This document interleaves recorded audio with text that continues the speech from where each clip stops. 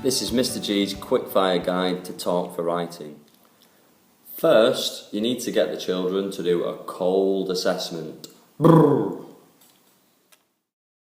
The children were asked to write a recount of an event that happened that they can remember that made them feel sad, or a bullying incident that they've witnessed.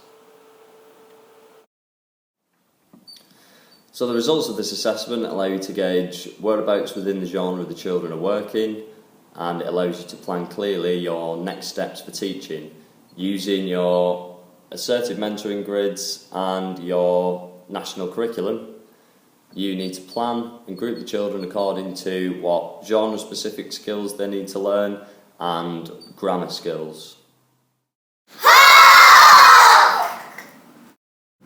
So the aim of the hook is to get the children engaged into the text. In this case, the hook was a drama production on anti-bullying that came into the school. So from this, knowing that my genre was recounts, I wrote a model text including all the aspects and features of a recount that I wanted the children to learn that I targeted from their cold assessments.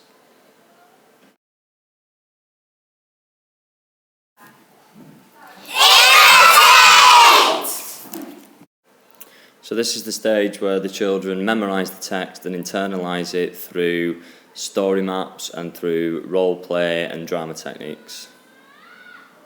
Okay, so we're going to do our story map. Okay, I'm going to start drawing it and teaching you the signs. I want you to join in with me, alright? We'll do it step by step. Okay, so the first sentence in my story is, last week I saw something that made me feel sad. So let's do... Last week I saw something, so I'm going to do a picture of an eye. Last week I saw something that made me feel sad. Let's try that all together. Last week I saw something that made me feel sad. Perfect, absolutely amazing.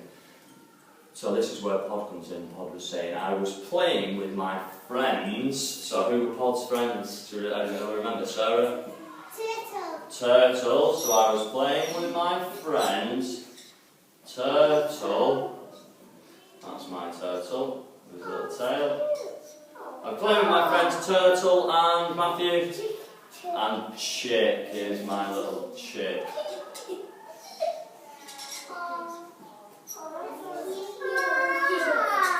I was playing, watch the signs, I was playing with my friends, Turtle and Chick.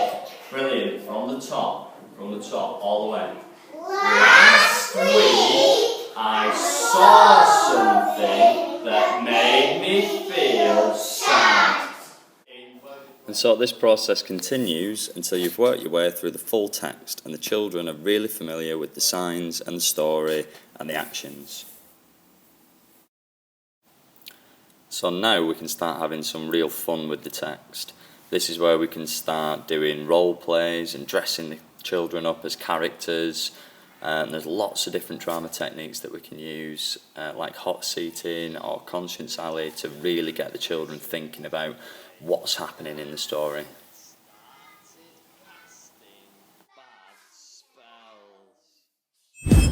They gave me a potion that made me fall into a deep sleep.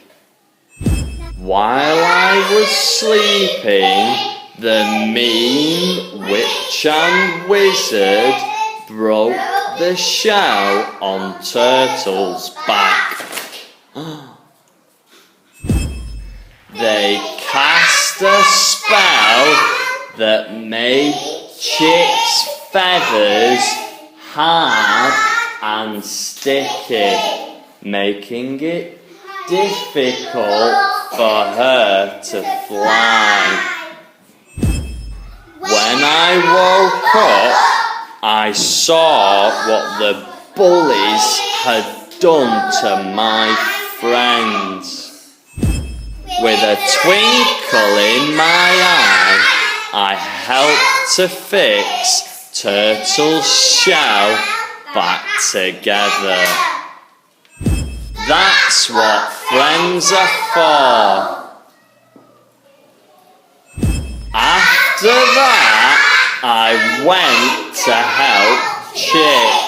With a twinkle in my eye, I turned her into a beautiful swan.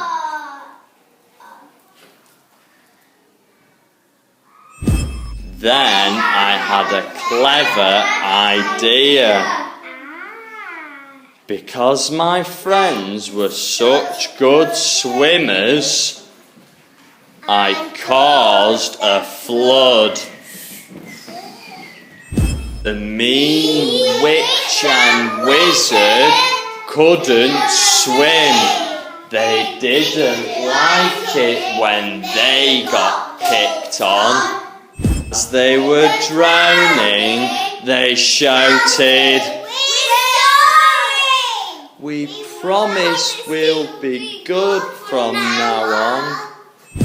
I helped them on to Turtle's back to save them from drowning. "Thank you," they said. "We're sorry for being mean." They never bullied anyone ever again. So by now the children should be really confident at retelling the story. They can retell it to each other in pairs, in groups. There's lots of different games that they can be playing to retell the story. Just check out Pi Corbett's instructional DVDs or any of his books that he's published.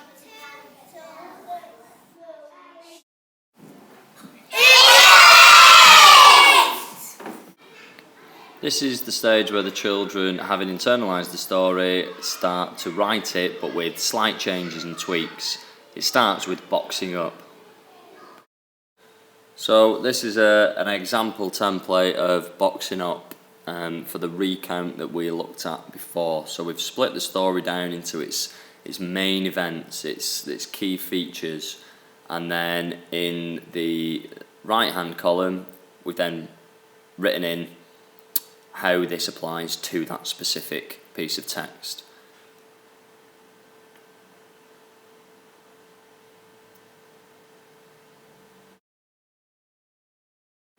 Now in the third column we can start generating ideas with the children for how we might want to change it and innovate what's happened.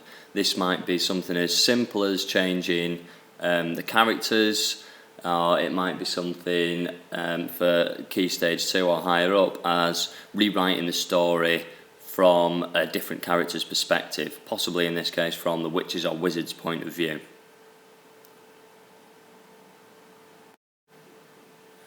So this is a perfect stage as well to start teaching those grammatical features that you've highlighted from the COLD assessment, whether it's highlighting that paragraphs are split into each box, so each box represents a different paragraph, or whether it's adjectives.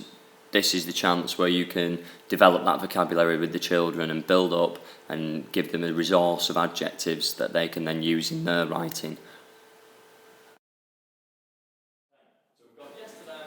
Now, using the children's ideas that they've generated from the boxing up, you can do some shared writing and model how you can use the boxing up to create a piece of text.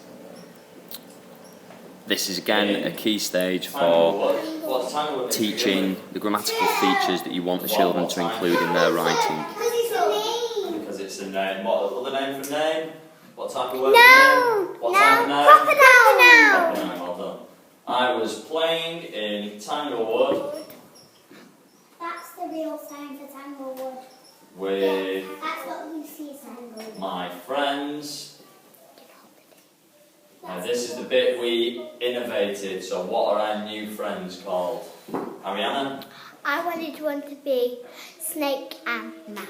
So we'll have, I was playing with my friends, Snake and music. No, Mouse, sorry. And Mouse. The children can now have a go at writing their own innovated recount using the boxing up, using the story map, using the features that you've taught them. They can then apply all this into a piece of writing of their own. This is then a continual process of you marking it, assessing where they're up to, giving them feedback, whether it be verbal or just through your marking. They go and edit the work, bring it back to you, and until we've got a lovely finished final piece at the end. Sean? What does that dot mean in between which? It means you're missing a letter out of which. T. Good lad, well done.